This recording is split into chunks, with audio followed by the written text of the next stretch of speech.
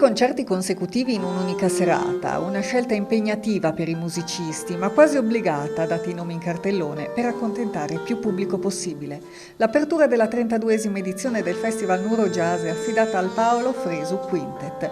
Il trombettista di Berchinda arriva nel Giardino Buscarini scalzo, come sua abitudine, accompagnato dai compagni di un viaggio musicale che dura da 37 anni. Roberto Cipelli al pianoforte, Tino Tracanna al sassofono, Attilio Zanchi al contrabbasso e Ettore Fioravanti alla batteria.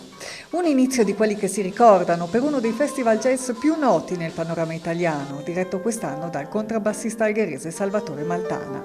2 concerti, 2 scalette completamente diverse, per suonare note sempre nuove, non sappiamo ancora quali, spiega Fresu in un breve discorso al pubblico.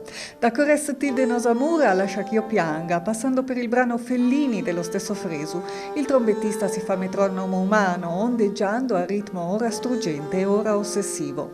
Gli sguardi di Intesa 3-5 sono continui, su quel palco si divertono come se fosse la prima volta, facendoci scordare che in realtà è la millesima e più. Un ritmo che si alimenta del calore del pubblico e che Fresu richiede espressamente al microfono per rimanere uniti nonostante il distanziamento fisico e i giorni incerti che viviamo.